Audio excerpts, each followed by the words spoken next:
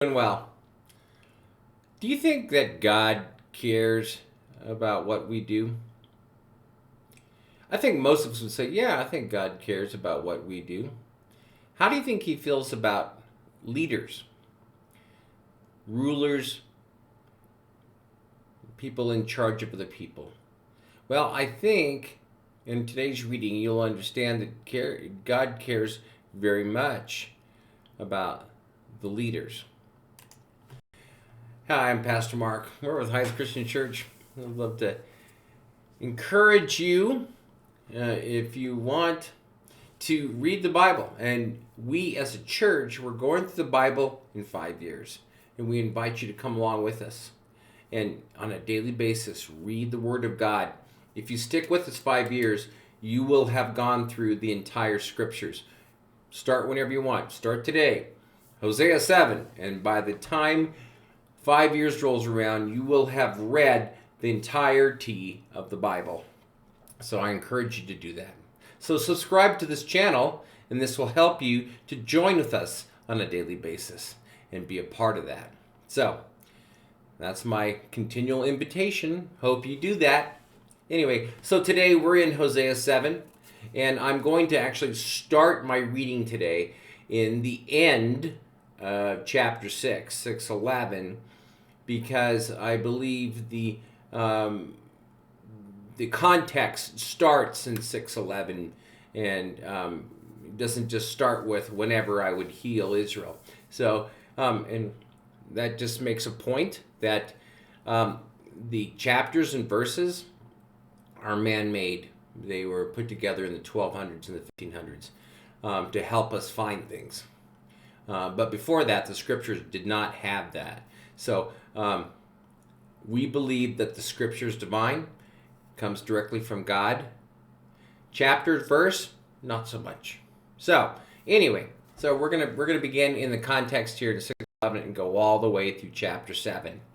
Whenever I would restore the fortunes of my people, whenever I would heal Israel, the sins of Ephraim are exposed, the crimes of Samaria revealed. They practice deceit. Thieves break into houses. Bandits rob in the streets. But they do not realize that I remember all their evil deeds. Their sins engulf them. They are always before me. They delight the king with their wickedness, the princes with their lies. They are all adulterers, burning like an oven, whose fire the baker need not stir, from the kneading of the dough till it rises. On the day of the festival of our king, the princes become inflamed with wine, and he joins hands with the mockers. Their hearts are like an oven. They approach him with intrigue. Their passion smolders all night. In the morning, it blazes like flaming fire. All of them are hot as ovens. They devour their rulers. All their kings fall, and none of them calls on me. Ephraim mixes with the nations. Ephraim is a flat-out loaf, not turned over. Foreigners sap his strength, but he does not realize it. His hair is sprinkled with gray, but he does not notice.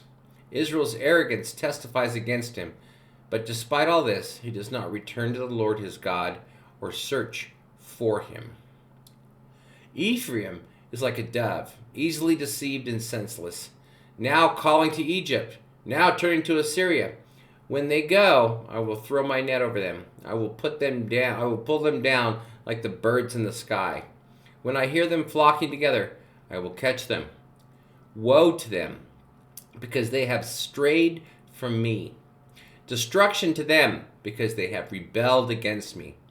I long to redeem them, but they speak about me falsely. They do not cry out to me from their hearts, but wail on their beds. They slash themselves, appealing to their gods for grain and new wine, but they turn away from me. I train them and strengthen their arms, but they plot evil against me. They do not turn to the Most High. They are like a faulty bow. Their leaders will fall by the sword because of their insolent words. For this they will be ridiculed in the land of Egypt. Now, throughout our reading this week, Hosea has talked a lot about, he mentions Ephraim. Ephraim is a metaphor for all the northern tribes because that was the main tribe, and the central ruling kingship in the northern kingdom was the town of Samaria. And so when he talks about Samaria, when he talks about Ephraim, he's really talking about the leaders. And he is showing that they are having friendships and being led astray by bad people. And they're turning to other gods. They are forgetting God Most High. And so, previously, Hosea has talked about the northern tribes, or mentioned Ephraim or Israel.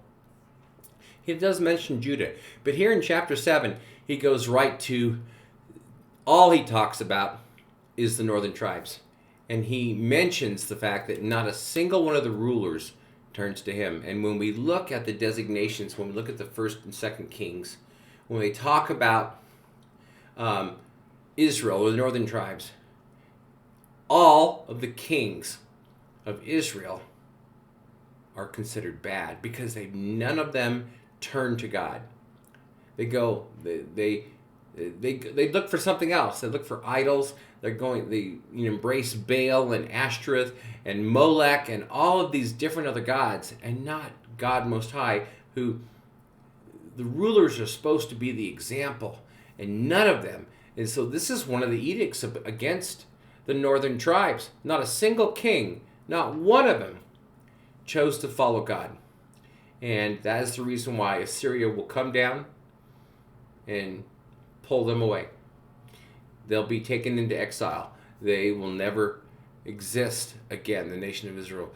Israel, featuring the northern tribes, never comes back.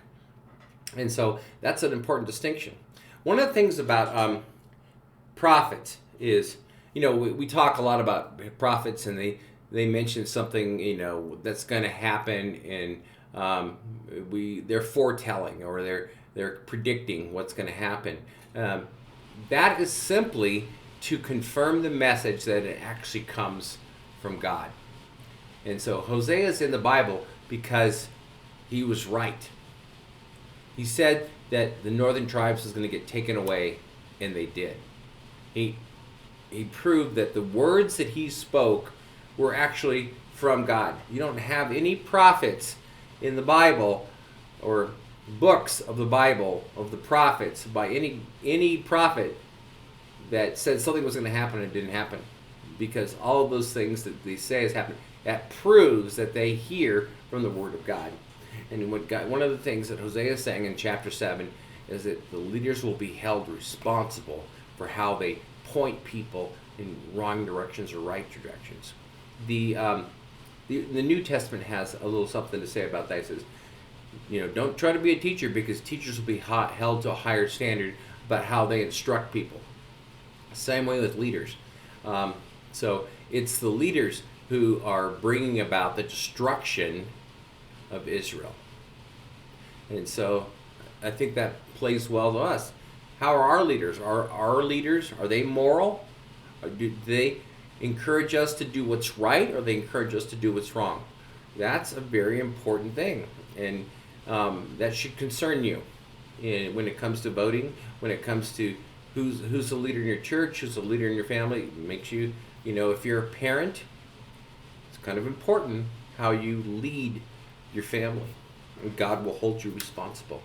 So let me encourage you to be, if you lead anybody, 1 or 100 people, that you follow the Lord first. If you follow the Lord first, I don't think that others will have the example of you to do wrong. I mean, they still might go wrong, but it's not on you.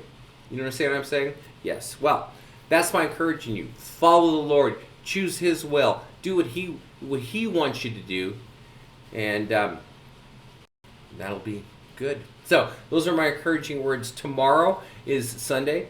and we are going to have a sermon by me, and we are going to talk a lot about the first 7 chapters of Hosea. So I encourage you to tune in if you can to watch, or if you're in the Albuquerque area, come to church. Love to see you. Love to worship with you. So hope to see you then, or I'll see you soon and very soon. Jeremy will be bringing the videos next week, and then I'll get the week after. So I hope to talk to you soon.